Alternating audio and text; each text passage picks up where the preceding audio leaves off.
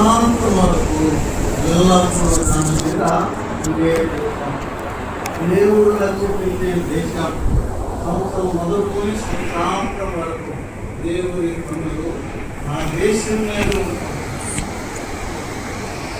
అటువంటి వాగ్దాన దేశంలో దేవుడు ఇచ్చిన దేశంలో దేవుడు లక్ష్య పెట్టిన దేశంలో ఆ మంచి దేశంలో ఏమొచ్చింది? కరువు వచ్చింది. ఇప్పుడు మనం చూసాం ఆ దేశం ఇప్పుడు చూసాం. రెండవది మరి కరువు ఎందుకు వచ్చింది? కరువు ఎందుకు వస్తుంది అని మనం చూస్తున్నప్పుడు ద్వితీయోపదేశ కాండమే 28వ అధ్యాయము మొదటి నుండి 5 వచనాలు 7 వచనాలు చదువుతుంది. మీరు గుడికి వెళ్ళి చదువుతుంది. మొదటి నుండి మొదటి 5 వచనాలు చదువుతుంది. ఇంకా 7 వచనాలు మీరు నా మాట శ్రద్ధగా వింటే నా మాట శ్రద్ధగా వింటే ఈ దీవెనలన్నీ నీ మీదకి వస్తాయన్నారు. నీకు బాప్తిస్తాయి. ఇప్పుడు నా మాట వింటే నా మాట వింటే ఈ దీవెనలన్నీ నీ మీదకి వస్తాయి. నీ గర్భఫలం, నీ గురుఫలం, నీ గుర్తులు, నీ గురుసు నొక్కి నువ్వు లోపలికి వచ్చినప్పుడు, నువ్వు వెలుపలికి వెళ్ళినప్పుడు నీవు దీవించబడతావు. ఎప్పుడు నా మాట మట్టు పడతావు. ఎప్పుడు నా మాట వింటే. 15వ వచనం చదువుతారా? 28వ అధ్యాయం 15వ వచనం. 28, 15 చదువు. నేను నేడు నీ ఆజ్ఞాపించిన సమస్తమైన ఆజ్ఞలను కట్టడలను నీవు అనుసరించి నడుచుకోవాలని దేవుడని యెహోవా సెలవిచ్చిన మాట వినని యెడల నా మాట వినని ఎడల ఈ శాపాలన్నీ నీ మీదకి వస్తాయి. అదేనండి ద్వితీయోపదేశ కాండం సంవత్సరానికి 4-5 సార్లు చదువుకోవాలి. నేను మటుకు చదువుకుంటాను. ఇప్పుడు 70 సార్లు పైన చదువుకుంటా. 28, 29 అధ్యాయం ప్రతి విశ్వాసి చదువుకోవాలి. 28, 29, 30 అధ్యాయం. అందులో దేవుడు చెప్తారు, నువ్వేం నా మాట వింటే దీవెనలు, నా మాట వినకపోతే అంటే దాని మాటలు. ఇశ్రాయేలు మాట విన్నాడు, దేవుడు దీవించారు. ఇశ్రాయేలు మాట వినలా కాబట్టి ఏమొచ్చింది చెప్పండి? ఏం లేదు. నా మాట వినకపోతే మీరు చదువుకున్నప్పుడు పెద్ద లిస్ట్ ఇస్తారండి. దేవుడు చాలా పెద్ద చదువుతుంటే మనకు భయం ఇస్తుంది. నాకు భయం. దీవుల కంటే ఆ లిస్టు చదువుతుంటే ఎంతో భయం ఇస్తుంది. నా మాట వినని కీర్తన గ్రంథంలో దేవుడు అంటాడు, అయ్యో ఇశ్రాయేలు నా మాట వింటే నీకెంతో అంటే అర్థం ఏంటి? అయ్యో అని ఎప్పుడు అంటారు ఎవరైనా? ఒక వ్యక్తి చాలా దయనీయ స్థితిలో, చాలా హీన స్థితిలో ఉన్నప్పుడు చూసి జాలిపడి అన్నమాట. అయ్యో అన్నమాట. ఇశ్రాయేలును చూసి దేవుడు అంటున్నమాట, అయ్యో ఇశ్రాయేలు నువ్వు నా మాట వింటే నీకెంత నేనంటే నువ్వు నా మాట వినలేవురా, నీకు ఈ గతి వచ్చిందని అర్థం. నా మాట వినకపోతే ద్వితీయోపదేశ కాండంలో 28వ అధ్యాయం మీరు చదువుకోండి. 15 నుంచి 19 వరకు చదువుకోండి. లేకపోతే అంతా చదువుకుంటే మేలు. అయితే నాకు సమయం లేదు కాబట్టి నేను చూడండి. 23 నీ తలపైన 28 నీ తలపైన ఆకాశం ఇత్తడి వలె ఉండును, నీ క్రింద ఉన్న నేల ఇరువలే ఉండును. నీ యెహోవా నీ దేశపు వర్షమును ధూళిగాను చేస్తాడు. బుద్ధిగా చేస్తాడు. అన్ని ఇక వరుసనే చదువుకోండి. ఎన్ని బాధలు, ఎన్ని కష్టాలు, ఎన్ని శ్రమలు మనం చెప్తున్నాం. నా మాట వినకపోతే, దేవుని మాట వినప్పుడు మానవునికి వచ్చే కష్టాలు నష్టాలు మనం చూస్తున్నాం. హెస్కేలు గ్రంథం 14వ అధ్యాయము 13వ వచనం. 14వ అధ్యాయము వచనము 13. హెస్కేలు గ్రంథం 14వ అధ్యాయము వచనము 13. నరపుత్రుడా, ఏ దేశమైతే ఆ మాట, నరపుత్రుడా, ఏ దేశమైతే నా దృష్టికి పాపము చేసినదో, విశ్వాసఘాతకమైన మాట్లాడా విశ్వాసఘాతకమై ఉన్నాయా మళ్ళా చదువయ్యా. నరపుత్రుడా, ఏ దేశమైతే విశ్వాసఘాతకమై విశ్వాసఘాతకమై నా దృష్టికి పాపము చేసినదో, నా దృష్టికి పాపము చేసినదో, దానికి నేను విరోధినై ప్రాణాధారమగు ఆహారము లేకుండా చేసి కరువు పంపిస్తా. మనుషులను దేవుని వాక్యము స్పష్టంగా ఉందండి. కరువు ఎందుకు వస్తుంది చెప్పండి. ఏ దేశం అయితే విశ్వాసఘాతకమై నాకు విరోధంగా పాపము చేసిందో ఆ దేశం మీదకి ఏమొస్తానన్నాడు? కరువు రప్పిస్తాను. ఆ దేశం మీదకే కాదు. ఇప్పుడు మనం చెప్పుకోవాలన్నమాట. ఆ దేశానికి చెప్పుకుంటే మనకు పెద్ద ప్రయోజనం లేదు. కుటుంబాల్లో కరువు వస్తుంది, మన ఇళ్లలో కరువు వస్తుంది, మన సంఘాల్లో కరువు వస్తుంది. కరువు అంటే ఇప్పుడు నేను చెప్పే ఇళ్లలో కరువు డబ్బు లేక కాదు, లేకపోతే ఇంకా ఆహారం లేక కరువు కాదు. నా చిన్నప్పుడు అండి ఇళ్లలో ఏదో ఉండేది కదా. నాకు 2-3 జతలు ఉండేయండి. 3 జతలు, ఒక నిక్కరు చొక్కా, 3 నిక్కర్లు 3 చొక్కాలు అంతే.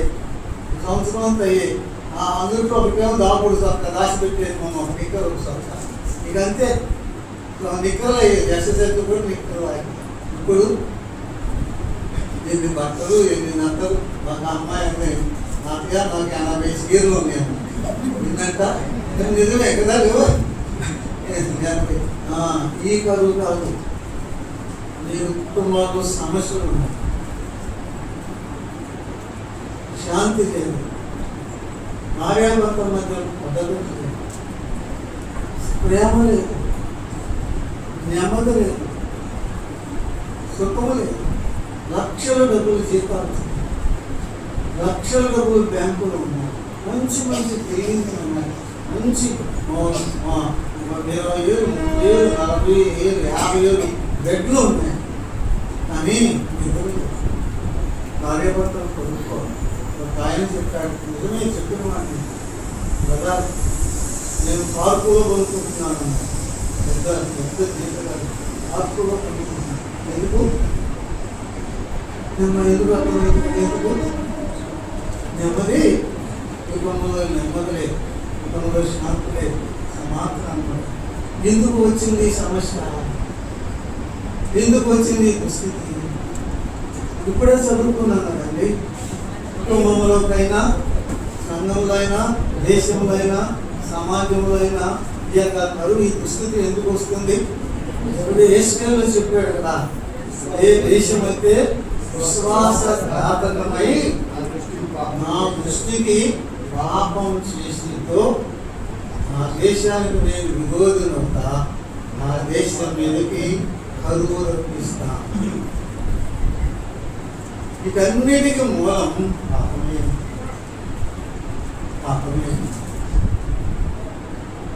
ఇలా దేశం, వాగ్దాన దేశం, ఆడి పంటలు సమృద్ధిగా ఉన్న దేశంలో కరువు వచ్చింది. స్పష్టంగా 28వ అధ్యాయం ముందుగానే దేవుడు చెప్పారు, మాట ఇంటే దీవెన, మాట వినకపోతే విందామయ్యా. ఏసయ్య మాట్లాడినా ప్రతిరోజు ఆయన మాట్లాడుదాం, ఆలోచన చేసుకుందాం. నేను యేసు ప్రభు మాట ప్రకారం నేను ఉన్నానా లేనా, అలాగే ప్రవర్తిస్తున్నాను లేనా, నా నోరు అలా ఉందా లేదా, నా నడక అలా ఉందా లేదా, నా హృదయం అలా ఉందా లేదా, నా ఆలోచన, నా బ్రతుకు అలా ఉందా లేదా. మనం రోజు నిత్యము మనం పరిశీలన చేసుకుని లోపం అంటే ఎదుర్కోవడం. దాని యొక్క సారాంశం అండి. దేశంలో కరువు వచ్చింది, ప్రశ్న వేసుకో, నాకెందుకు ఈ స్థితి వచ్చింది, ప్రశ్న ఇంకా ఏం అక్కర్లేదు. నేను చెప్పేది ఏమిటి, నేను నాకెందుకు ఈ గతి వచ్చింది, నా ఇప్పుడు ఈ సమస్య ఎందుకు వచ్చింది, నాకెందుకు వచ్చింది, నా సంఘంలో ఎందుకు వచ్చింది, ప్రశ్న వేసుకో. జవాబు అబ్రహాము కాలంలో కరువు వచ్చింది, కాలేదని వచ్చింది. ఇప్పుడు నయోమి కాలంలో ఏమొచ్చిందండి, వచ్చింది. తప్పిపోయిన కుమారుడు ఉన్నాడే, తప్పిపోయిన కుమారుడు కాలంలో ఏమొచ్చింది, వచ్చింది కదా. బంధువుల దగ్గరికి వెళ్ళాలి, ఏమొచ్చింది, దేవునికి స్తోత్రం. ఎందుకు కరువు వచ్చినందుకు కాదు. కొంతమంది కొంచెం పెద్దానికి స్తోత్రం అంటారు, ఆయనకు జబ్బు చేసిందే స్తోత్రం, ఇక పెద్దానికి స్తోత్రం అంటారు. ఇక ఆ ప్రార్థనలో 100 సార్లు ప్రార్థన 100 సార్లు స్తోత్రం అంటారు. ఎందుకు ప్రార్థన నాడవుతా. కొంతమంది తండ్రి నాయన అని 2 మాటలు చెప్తారు, మళ్ళీ తండ్రి నాయన అంటారు. ఎందుకు చెప్పకెందుకు? నిజమమ్మా, ప్రార్థన కాక నాదు నిజమే. అడుగుదాం, నేర్చుకున్నాం, ప్రభువుని అడుగుదాం, ప్రార్థన నేర్చుకుని అడుగుదాం. నా కాడి ఎత్తుకొని నా యొక్క నేర్చుకుంటున్నాడు కదా. శిష్యులు వచ్చి ప్రభు దగ్గరకు వచ్చి, యోహాను తన శిష్యులకు ప్రార్థన నేర్పాడు, మాకు కూడా ప్రార్థన నేర్పమన్నప్పుడు ప్రభు వారికి ప్రార్థన నేర్పలేదండి. నేను నమ్ముతానో నమ్ముకోను, ముందుగా నమ్ముకోయినా నేను ఇప్పుడు కూడా చేసుకుంటాను, రోజు చేస్తాను. మీకు నాకు ప్రార్థన నేర్పుతాను. నాకు రాదు, నిజంగా నాకు రాదు. నా సంఘంలో కొంతమంది సహోదరులు ప్రార్థన చేస్తే నాకు సిద్ధేసి నాకు రాదు. అయితేలే నేను ప్రభువుని అడుగుతున్నాను, నా ప్రభా నాకు ప్రార్థన చేయలేదు, నేర్పుతానన్నావు కదా, నాకు ప్రార్థన చేయలేదు. ఎదుగుగా నేర్పుతున్నాను, నీకు కూడా నేర్పుతాను, అందరికీ నేర్పుతాను. అబ్రహాము దేశంలో కరువు వస్తే వెళ్ళాడు ఐగుప్తు దేశానికి. అబ్రహాము తిరిగి వచ్చాడు. స్తోత్రం ఎందుకు అన్నానంటే, కరువు వస్తే వెళ్ళిపోయాడు, అని ఏం చేశాడండి, తిరిగి వచ్చాడు. అందుకు స్తోత్రం. నయోమి వెళ్ళింది, స్తోత్రం. ఎందుకు వెళ్ళినందుకు, ఎందుకు చెప్పండి, తిరిగి వచ్చింది, అందుకు స్తోత్రం. తప్పిపోయిన కుమారుడు వెళ్ళాడు, చెప్పండి, తిరిగి వచ్చాడు, అందుకు స్తోత్రం. నేను చెప్పాలనుకున్నాను అదే, అక్కడ చెప్పి నేను చెప్పిన తిరిగి వస్తే దీవెన ఉన్నది. బైబిల్లో తిరిగి వచ్చిన వారందరూ దీవెన పొందారు, తిరిగి రాని వారందరూ నష్టాలు పోయారు. ఇక తిరిగి రాని వారి చరిత్రకి ఏముంది లేక అలా చెప్తున్నా. తిరిగి వచ్చిన వారందరూ ఏమైనా చెప్పండి, తిరిగి వచ్చిన వారందరూ దీవెన పొందారు. ఆది కాండం చూడండి 13వ అధ్యాయం. అబ్రహాము జీవితంలో ఆ మాటలు పట్టుకొని కొద్దిగా ధ్యానం చేసి ముగించాలని ఆశిస్తున్నాను. చూడండి 4వ వచనం, 13వ అధ్యాయము 4వ వచనం. తాను మొదట బలిపీఠం కట్టిన చోట అక్కడ అబ్రహాము యెహోవా నామమున ప్రార్థన చేసెను. ఏం చేశాడు అబ్రహాము? ప్రార్థన చేశాడు. తాను మొదట బలిపీఠం కట్టిన చోట చేరెను. అక్కడ అబ్రహాము యెహోవా నామమున ప్రార్థన చేశాడు. ఎక్కడికి తిరిగి వచ్చాడు చెప్పండి? ఆ మాట పట్టుకోండి. ఎక్కడైతే మొదట బలిపీఠం కట్టాడో అక్కడికి తిరిగి వచ్చి ఏం చేశాడు? ప్రార్థన చేశాడు. తప్పు చేసి తిరిగి వచ్చిన వాడు ప్రార్థన చేశాడు కదా. ఏమని ప్రార్థన చేసి ఉంటాడు? అది ముఖ్యమన్నమాట. తప్పిపోయాడు, మీకు ఏమయ్యాడండి? తిరిగి వచ్చాడు. తిరిగి వచ్చిన వాడు ఏమని ప్రార్థన చేసి ఉంటాడు? ఎవరు చెప్పలేదే మీరు ఎప్పుడు తగ్గిపోలేదా అందరూ పర్ఫెక్టే ఎవరు తగ్గిపోవాలా తగ్గిపోయినప్పుడు ఎప్పుడు వచ్చి ప్రార్థన చేయాల అనుమతికి రాస్తాం తగ్గిపోయారు కానీ తిరిగి వచ్చి ప్రార్థన ఒకటి చేయాల తిరిగి వచ్చి ప్రార్థన చేయరు తిరిగి వచ్చి మళ్ళీ త్వరలాగా తిరుగుతాం సంఘంలో చాలా మంది అవుతుంటారు మీరు కూడా దేవుడు చూస్తుంది సంఘంలో నీ బలము ఏ ఉంది అని చెప్పి నా దేవుడు అనుకుంటున్నాను దేవుడు తిరిగి వచ్చిన వాడు ఏం చేశాడు ప్రార్థన చేశాడు తప్పిపోయిన వ్యక్తి తిరిగి రావాలి తిరిగి వచ్చిన వ్యక్తి ఏం చేయాలండి ఏమని ప్రార్థన చేసుకుంటాడు అబ్రహాం చెప్పండి అక్కడ ఏమీ లేదు ప్రార్థన చేశాడు ఏమని ప్రార్థన చేస్తుంటాడు ఇక్కడ ఉన్న వాళ్ళు తప్పిపోయి తిరిగి వచ్చి ప్రార్థన చేసిన వారు ఎవరన్నా ఉంటే ఏమని చేస్తుంటావు చెప్పు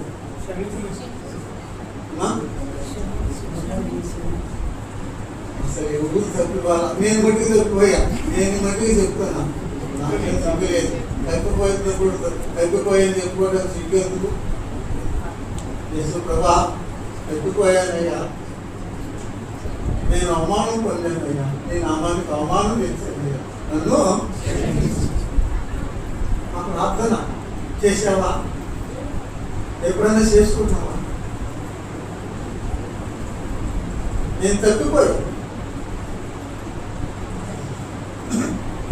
నేను అవమానం పొందాను అబ్రహాము తప్పిపోయాడు అవమానం పొందాడు పొందలేదని ఇక్కడ ఎప్పుడు ఏ పురుషుడు వల్ల అవమానం దేవుడు కాపాడండి అవును నేను అవమానం పొందా నీ నామానికి చెప్పండి నీ నామానికి నేను అవమానం తెచ్చా నన్ను కరుణించు నన్ను క్షమించు అబ్రహాము అదే ప్రార్థన చేశాడు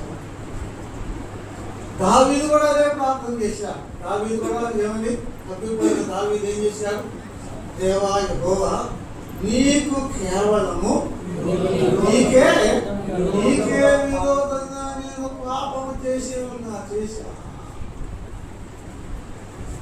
ఆ ప్రార్థనలు కావాలి ఈ రోజుల్లో ఎట్ట ఒక్క బలవంతంగా చేసి ఒప్పిస్తే ఏమని ప్రార్థన చేస్తారో తెలుసా నేనేమైనా తప్పు చేసి ఉంటే క్షమించు అమ్మా అర్థమైందా ఏం ప్రార్థన ఇప్పుడు చేసుకుంది విశ్వాసం చేసే ప్రార్థన ఏంటి చెప్పండి చెప్పడేమా మాయా ఏమన్నా తప్పు చేసి ఉంటే నువ్వు తప్పు చేసావు తప్పు చేశాను క్షమించమంటారు నా మూసి ఇంకా చేస్తున్నారంటే ఎట్ట తప్పు చేసి ఉంటే క్షమించు తప్పు చేసావు చేసి ఉంటే ఏంటి మళ్ళీ దేవుడి దగ్గర మాటలు చమత్కారం నీ కవిత్వం చూపిస్తావా నీ ఉపాయం నీ మోసం కనిపిస్తా మోసపోకడి దేవుడి వెళ్ళిపోవాలి యథార్థమైన హృదయంతో చేసేవాడు దావీదు వంటి ప్రార్థన చేస్తాడు నీకు కేవలము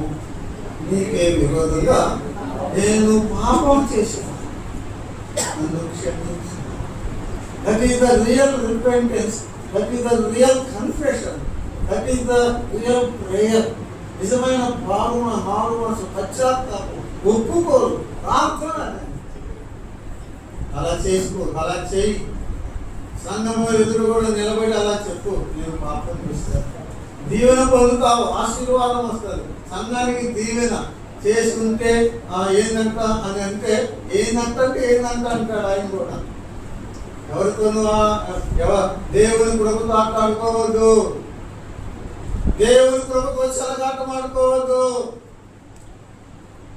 don't break the grace of God తిరిగి వచ్చాడు యెహోవా నామమున ఏం చేశాడు ప్రార్థన చేశాడు చూడండి 12వ అధ్యాయం 10వ వచనములో మొదటి చెప్తారే ఆది కాండం 12:10లో అప్పుడు ఆ దేశంలో కరువు వచ్చెను ఆ దేశంలో కరువు భారంగా ఉంది ఇప్పుడు చూస్తారా 13వ అధ్యాయము 6వ వచనం ఆది కాండము 13 కలిసి నివసించుటకు ఆ ప్రదేశము చాలకపోయేను. వారు కలిసి నివసించుటకు ఆ ప్రదేశము చాలకపోయేది కనుక వారి ఆస్తి కలిసి విస్తారమాయెను. అబ్బో, తిరిగి వచ్చిన తరువాత అబ్రహాం ఆస్తి ఎంత ఉందంట చెప్పండి. పోయింది దేవుడు ఎక్కడ వెళ్ళాడు? కరువుతో వెళ్ళాడు కదా. తిరిగి వచ్చి ఒప్పుకున్న తర్వాత దేవుడు ఏం ఎలా చేశాడు చెప్పండి? కరువు పోయింది. కరువే కాదు, విస్తారమైన ఆస్తి ఇచ్చాడంట. ఎప్పుడు ఆ మాటలే అంత చెప్పు. ఎప్పుడు తిరిగి వచ్చి ప్రార్థన చేసి తప్పు ఒప్పుకుంటే దేవుడు క్షమించాడు. అంతేకాదు కరువును తొలగించాడు. అంతేకాదు మనల్ని ఏం చేశాడండి? విస్తారమైన ఆస్తిని ఇచ్చినట్లుగా మనం చూస్తున్నాం. విస్తారమైన ఆస్తిని ఇచ్చినట్లుగా మనం చూస్తున్నాం. చూడండి 24వ అధ్యాయం చదువుతున్నాము. 24వ అధ్యాయం ఆదికాండము 24వ అధ్యాయం 34, 35 వచనాలు చదువుతున్నాం. 34, 35 వచనాలు చదువుతున్నాం. అంతటా నేను అబ్రహాము దాసుడను, యెహోవా నా యజమానుని బహుగా ఆశీర్వదించెను కనుక గొప్పవాడైన వాళ్ళ ఇంట్లో దేవుడు దాసుడు చెప్తున్న మాటలు కదండి. నేను అబ్రహాము దాసుడను, యెహోవా నా యజమానుని చెప్పండి బహుగా ఆశీర్వదించాడు. ఏ అబ్రాహామును? కరువు చీలిపోయి తిరిగి కరువుతో వెళ్ళిన ఆయన్ని కదా, కరువుతో తిరిగి వచ్చిన ఆయన్ని దేవుడు ఏం చేశాడు? బహుగా ఆశీర్వదించాడు. ఏం చేస్తాడు అబ్రాహాము?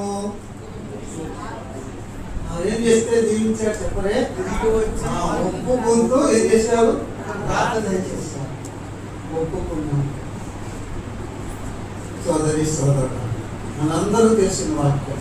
అతిక్రమను దాచిపెట్టేవాడు వాటిని ఒప్పుకొని చూపించేవాడు పొందును.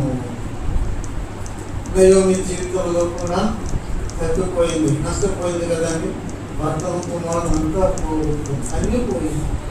కానీ 24వ అధ్యాయం చదువుకొని అడుగుతున్నాం. తిరిగి వచ్చిన తర్వాత దేవుడు ఆమెను ఏం చేశారు? ఆమెను దీవించారు.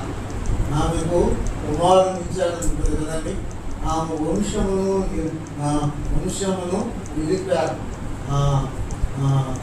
ఆమెకు వృద్ధాప్యములో పోషకుల్ని ఇచ్చారు. తిరిగి వచ్చింది కాబట్టి అక్కడే ఉంటే ఏమైపోయింది? ఆమె కూడా ఏమయ్యేదండి? చనిపోయేది. కానీ తిరిగి వచ్చింది. నన్ను నయోమనదు, నన్ను మారాలండి. ఎంత హృదయవిప్రాలు వేదతో ఒప్పుకుంటున్నా. నన్ను నయోమనదు, నన్ను మారాలి.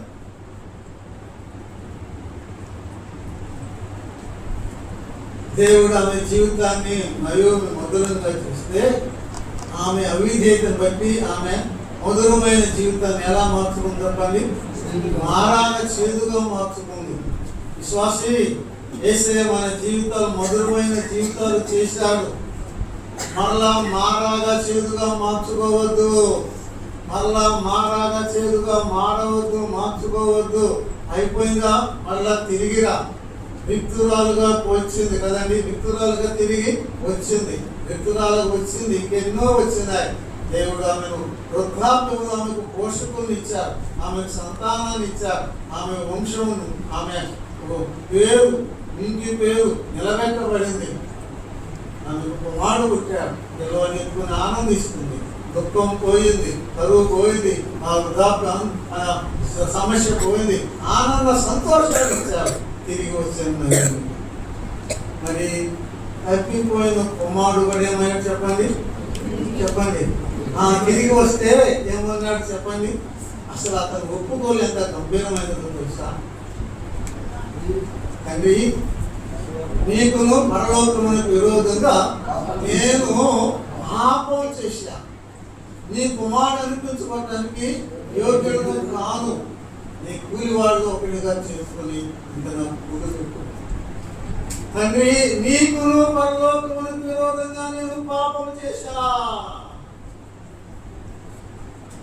దావీదు చేశాడు అట్లా కదండి. తప్పిపోయిన కుమారుడు చేశాడు. బహిరంగంగా అందరికి ఇవ్వడు. నీకు పరలోక విరోధంగా నేను పాపం చేశా. నీ కుమారుడు అనిపించుకోవడం యోగ్యుడు కాదు. వాళ్ళలో తెచ్చుకోవద్దు. తండ్రి ఏమన్నాడు? నా కూలివాడు కాదు, నా కుమారుడే. గౌరవులను వధించండి. ఆ వస్త్రాలు మంచి వస్త్రాలు వేశారు. విందు అందరూ సంబరపడుతున్నారు. అందరూ సంబరపడుతున్నారు. సంతోషం, ఆనందం, విందు, ఆనందం. ఎప్పుడు తిరిగి వస్తుంది. ముగ్గురు జీవితాలు చూశాం. తిరిగి వచ్చి ఒప్పుకున్నాడు. అబ్రహామును దేవుడు బహుగా ఆశీర్వదించాడు. తిరిగి వచ్చింది నయోమి. అబ్రహాం దేవుడు నయోమిని ఏం చేశాడు? ఆశీర్వదించాడు. తిరిగి వచ్చాడు. తప్పిపోయిన కుమారుడు దేవుడు ఏం చేశాడు? ఆశీర్వదించాడు. తిరిగి రండి, తిరిగి రండి. 20 గ్రంథము తిరిగి రండి 3వ అధ్యాయం వచనం చదువుతున్నాం. 20 గ్రంథము 3వ అధ్యాయము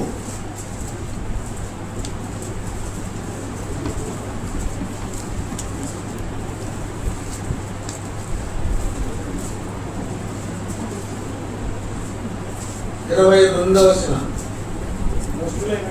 భ్రష్టులైన బిడ్డలారా తిరిగి రండి, మీ అవిశ్వాసము నేను బాగు చేస్తాను. ఎవరు పిలుచుకున్నాడు? దేవునికి సంబోధిస్తున్నాడు. ఏ బిడ్డలంట? భక్తులైన బిడ్డలారా అంటలేదు ఆయన. ఎవరిని?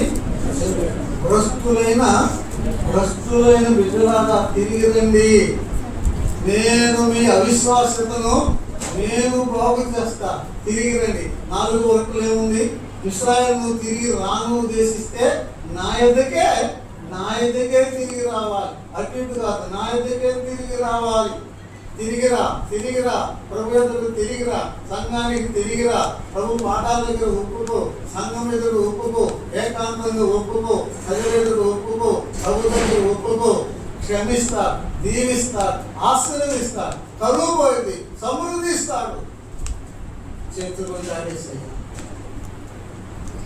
నీ అవిశ్వాసంతో నేను బాగు చేస్తాను. ఎస్కేల్ గ్రంథము 36లో అధికమైన మేలు మీకు ఇస్తానన్నాడు. ఏమన్నాడు? అధికమైన మేలు మీకు చేస్తాను. ప్రార్థన చేసుకుంటాం. ప్రార్థన మహిమగల మాట్లాడి మీ పాదములకు వందనములు, స్తుతులు చెల్లిస్తున్నాం. దేశంలో కరువు ఎందుకు వచ్చిందో మాకు చెప్పారు. విధానాల్లో మా కుటుంబాలు, మా సంఘాలు, వ్యక్తిగత ఎందుకు ఉన్నది సమస్యలు, మీకు బాధ, వ్యాధులు, కష్టాలు. నా మాట వింటే మేలు, నా మాట వినకపోతే శాపం. తిరిగి వచ్చిన వారంతా మేలు పొందారు. నేను కూడా తిరిగి రమ్మని పిలుస్తున్నాం.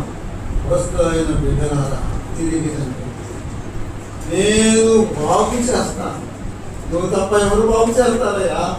మా కుటుంబాన్ని బాగు చేసేవాడు నీవే, మా సంఘాన్ని బాగు చేసేవాడు నీవే, మా బ్రతుకుని బాగు చేసేవాడు నీవే, నన్ను కూడా బాగు చేసేవాడు. ఇవలే మా మేలు కోరేవాడేవాడు, ఇవలే మమ్మల్ని ప్రేమించేవాడేవాడు, ఇవలే మమ్మల్ని చారదీసేవాడు. యేసు ప్రభా, నేను నమ్ముకున్న మేము ఎంత ధన్యులము. మీకు స్తోత్రము చెల్లిస్తున్నాము. దానికి సంఘంలో ప్రతి కుటుంబం చేరి వచ్చిన మమ్మల్ని అందరినీ మీ కృపకు అప్పగించుకోండి. యేసు ప్రభువు నామమున ప్రార్థన చేస్తున్నాము తండ్రి. అందరికీ